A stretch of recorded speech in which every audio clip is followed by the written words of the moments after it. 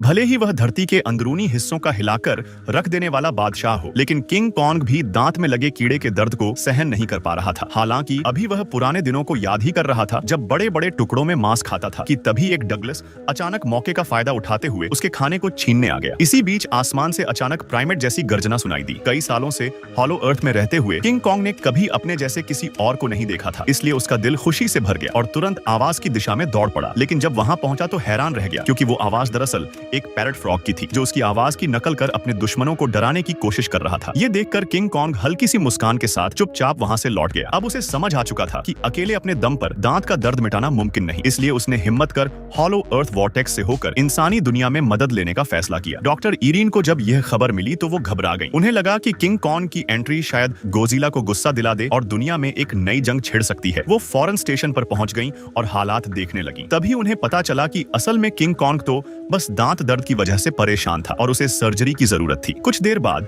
Dentist Andrew अपनी repair ship उड़ाते हुए वहां आ पहुंचा। सुरक्षा पक्की करने के लिए उसने किंग कॉन्ग को तेज स्लीपिंग इंजेक्शन लगाया, फिर रस्सी के सहारे नीचे उतरकर सीधे उसके खराब दांत पर पहुंचा। वहां मोटी मोटी लोहे की जंजीरों से दांत को कसकर बांध दिया और फिर ऊपर लौटकर जहाज के इंजन को पूरी ताकत पर चला दिया। कुछ ही पल में सर्जरी पूरी हो गई और दांत निकाल दिया गया। जब किंग कॉन्ग बेहोशी से जागा तो पाया कि उसके मुंह में एक नई टाइटन टूथ लगा दी गई है जो इतनी मजबूत थी कि आसानी से आईफल टावर तक चबा सकती थी। सब लोग खुशी मना ही रहे थे कि तभी खबर आई कि हॉलो अर्थ बेस से अजीब सिग्नल आ रहा है। स्याओहेई ने एनालिसिस करके बताया कि ये एक SOS सिग्नल है जिसे नजरअंदाज नहीं किया जा सकता। सच्चाई पता करने के लिए डॉक्टर एरिन ने तुरंत एक एक्सपेडिशन टीम बनाने का फैसला किया और किंग कॉन्ग के साथ हॉलो अर्थ लौटने की तैयारी शुरू की। जैसे ही मशीन एक्टिव हुई, पानी की सतह पर एक बड़ा भंवर बन गया। किंग कॉन्ग सबसे पहले उसमें कूद गया और इंसानों का जहाज उसके पीछे पीछे चल पड़ा। थोड़ी देर में सब सही सलामत हॉलो अर्थ पहुंच गए। यहाँ सब उल्टा सीधा था, इसलिए जहाज को समय पर बैलेंस करना पड़ा ताकि किंग कॉन्ग की रफ्तार के साथ रह सके। लेकिन हैरानी की बात यह थी कि हॉलो अर्थ का बेस सिग्नल भेजने के बाद भी कोई जवाब नहीं दे रहा था। मजबूरी में टीम को किंग कॉन्ग से अलग होकर स्टेल्थ सिस्टम ऑन करना पड़ा ताकि थंडरबर्ड जैसे राक्षसों से बच सकें। मगर जहाज अभी हवा में ही था कि उन्होंने देखा बेस से धुआं उठ रहा है। सालों से चल रहे बेस में ऐसा कभी नहीं हुआ था। अंदर मौजूद सभी लोग मारे जा चुके थे और पास ही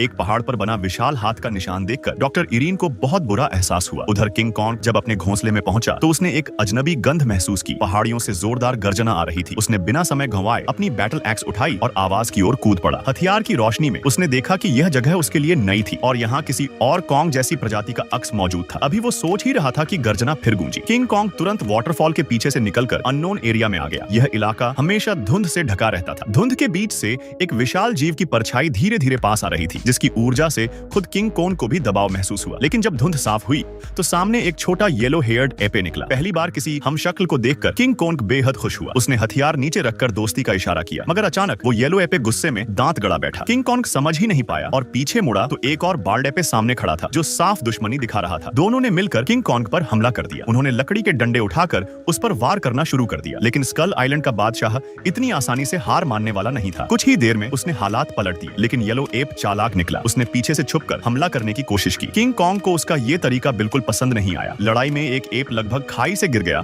तो किंग कॉन्ग ने रहम दिखाकर उसे खींच लिया। लेकिन उसने एहसान मानने के बजाय छुरा उठाकर किंग कॉन्ग को मारने की कोशिश की। अब किंग कॉन्ग पूरी तरह गुस्से में आ गया। उसने बेझिझक उसे खाई में लात मारकर गिरा दिया। बॉल्ड एप ने देखा कि वो अकेला किंग कॉन्ग का मुकाबला नहीं कर सकता तो वो येलो एप को छोड़कर भाग निकला। किंग कॉन्ग ने येलो एप को पकड़ लिया और उसे इशारा किया कि अब वो उसे उनके घोंसले तक ले जाएगा। लेकिन येलो एप अंदर से चालाक था। वो दिखावे में साथ चलने लगा। असल में वो किंग कॉन्ग को सी ड्रैगन के हवाले करके मरवाना चाहता था। सिर्फ किंग कॉन्ग ताजा मछली का साशिमी खाकर ताकत जुटा रहा था। वहीं दूसरी तरफ चियाओ हुआंग माओ भूख से बेचैन हो रहा। किंग कॉन्ग ने ये देखा तो तुरंत मछली फाड़कर उसकी तरफ बढ़ा दी, पर शाओ हुआंग माओ इतना सतर्क था कि उसने खाना लेने से ही इनकार कर दिया। बेबस होकर किंग कॉन्ग ने मछली जमीन पर फेंक दी। तभी शाओ हुआंग माओ जल्दी से उसे उठाकर खाने लगा। इस वाकये के बाद उसे लगा कि किंग कॉन्ग शायद उतना डरावना नहीं जितना वो सोच रहा था। उसने अपना डर छोड़ दिया और किंग कॉन्ग के करीब जाकर दोस्ती जताने लगा। खाना खाकर दोनों आगे बढ़े। रास्ते में उन्होंने एक ऐसा पुल पार किया जो किसी विशालकाय जानवर की हड्डियों से बना था। हालांकि किंग कॉन्ग की ऊंचाई 100 मीटर से भी ज्यादा थी, लेकिन उस हड्डी के ढांचे पर वो भी छोटा लग रहा था। आखिरकार वो अपनी मंजिल तक पहुंच ही गए। लेकिन सामने का नजारा देखकर किंग कॉन्ग का दिल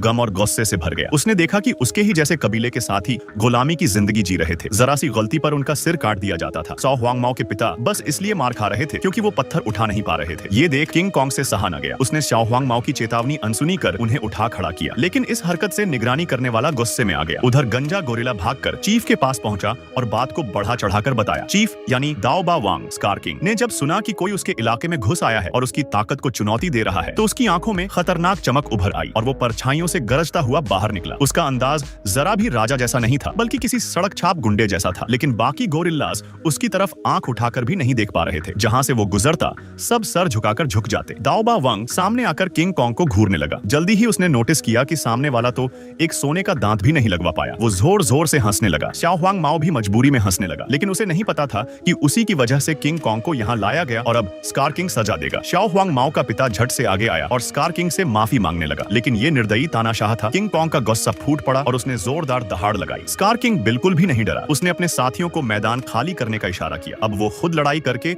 अपनी हुकूमत बचाना चाहता था। सारे गोरिल्लों ने युद्ध के नगाड़े बजाने शुरू कर दिए और दो राजाओं की लड़ाई शुरू हो गई। स्कार किंग ने दूर से ही अपनी हड्डी वाली कोड़े से हमला किया। किंग कॉन्ग पास भी नहीं आ पाया और उसके हाथ में कट लग गया। स्कार किंग ने फुर्ती से वार टाल दिया और उल्टे अपने बोन व्हिप हड्डी के कोड़े से किंग कॉन्ग को रोक दिया। फिर उसने अपनी क्रिस्टल डैगर निकाली और छाया से एक भयानक दैत्य को बुला लिया। वो राक्षस स्कार किंग के काबू में था और उसने किंग कॉन्ग पर ठंडी सांस का हमला कर दिया। किंग कॉन्ग जान तो बचा गया, लेकिन उसका दायां हाथ बुरी तरह जम गया और वो लड़ने की ताकत खो बैठा। इस संकट की घड़ी में शाओ हुआंग माओ ने उसे जल्दी भागने को कहा। किंग कॉन्ग किसी तरह जानलेवा वार से बच निकला। स्कार किंग ने तुरंत अपने आदमियों को पीछा करने भेजा। खुद किंग कॉन्ग की सुपर एक्स उठाकर जीत का मजा लेने लगा, लेकिन शाओ हुआंग माओ अपने दोस्त को मरता नहीं देख सकता था। उसने पहले से लगाए जाल का स्विच दबाया और पीछा कर रहे दुश्मनों को खत्म कर दिया। इस तरह उसने किंग कॉन्ग की जान बचा ली। दोनों किसी तरह डॉक्टर ईलेन तक पहुंच गए इलाज के लिए, लेकिन बार्ड गोरिल्ला ने सब कुछ अपनी आंखों से देखा और तुरंत स्कार किंग को खबर दे दी। ये सुनकर स्कार किंग ने गुस्से में दहाड़ लगाई और हमला करने की तैयारी शुरू कर दी। भारी चोटों से लहूलुहान किंग कॉन्ग किसी तरह दुश्मनों के घेरे से निकल भागा और इंसानों से मदद की उम्मीद करने लगा, लेकिन इंसानों की मेडिकल टेक्निक काफी सख्त और अनोखी थी। उन्होंने सीधे आर्मी वेयर हाउस से एक पहले से तैयार किया हुआ मैकेनिकल आर्म निकाला और किंग कॉन्ग पर फिट कर दिया। यह स्पेशल इन्फिनिटी गनमेट सिर्फ उसी के लिए बनाया गया था। ये न सिर्फ उसकी ताकत कई गुना बढ़ाता था, बल्कि इसमें बिजली जैसी ऊर्जा भी थी। इसे सच में अजेय बना रही थी। साथ ही फ्रॉस्ट बाइट को ठीक करने वाली दवा उसके शरीर में डाली गई और गॉन्टलेट उसकी बाह पर पूरी तरह फिट कर दिया गया। जैसे ही उसका हाथ मैकेनिकल बना, किंग कॉन्ग के शरीर में जबरदस्त पावर दौड़ गई। वो तुरंत खड़ा हो गया और नई ताकत को परखने लगा। सिर्फ एक हल्की सी मुट्ठी झटकते ही जमीन हिल गई। उसने सोचा, क्या मैं भी थेनोस की तरह एक बार उंगली चटका दूं? तभी अचानक येलो एप घबराया हुआ दौड़ता हुआ आया। उसने बताया कि स्कार किंग स्नो डीमन पर सवार होकर आ रहा है। अगर उसने हॉलो अर्थ से सरफेस वर्ल्ड जाने वाला रास्ता कब्जा कर लिया तो इंसानी सभ्यता का खात्मा तय है। किंग कॉन्ग मजबूरी में सरफेस पर गया ताकि गॉडजिला से मदद मांग सके, लेकिन गॉडजिला तो राजा है। वो कैसे बर्दाश्त करता कि कोई और उसकी बराबरी करे? ऊपर से किंग कॉन्ग अपने इन्फिनिटी गॉन्टलेट को घमंड से दिखा रहा था। ये देखकर गोजिला का बारबी प्रिंसेस हार्ट चटक गया। वो सीधे पानी से बाहर कूदकर उस पर हमला करने आ गया। किंग कॉन्ग हाथ हिलाकर समझाने की कोशिश करता रहा, लेकिन गोजिला ने उसे कोई मौका ही नहीं दिया और सीधे डेथ चार्ज अटैक मार दिया। किंग कॉन्ग को पीछे हटना पड़ा, लेकिन गॉडजिला ने पीछा किया, उसके हाथ में लगे गॉन्टलेट को काटा और उसे पिरामिड की तरफ धकेल दिया। फिर तो उसने कॉम्बो अटैक से किंग कॉन्ग को गिरा दिया, लेकिन किंग कॉन्ग अब हॉलो अर्थ किंग था। उसने लोहे जैसी मुट्ठी से पलटवार किया और गॉडजिला को जमीन पर पटक कर लगातार मारने लगा। गॉडजिला ने एटॉमिक ब्रेथ चार्ज किया, लेकिन किंग कॉन्ग की जोरदार पंच ने उसके प्रिंसेस हार्ट को तोड़ दिया। किंग कॉन्ग जल्दी जल्दी उसे घसीटते हुए पोर्टल तक लाने लगा, मगर गॉडजिला इतनी आसानी से मानने वाला कहां था। उसने अपनी पिंक आर्मर एक्टिव की और एटॉमिक ब्रीथ से किंग कॉन्ग पर वार किया। सौभाग्य से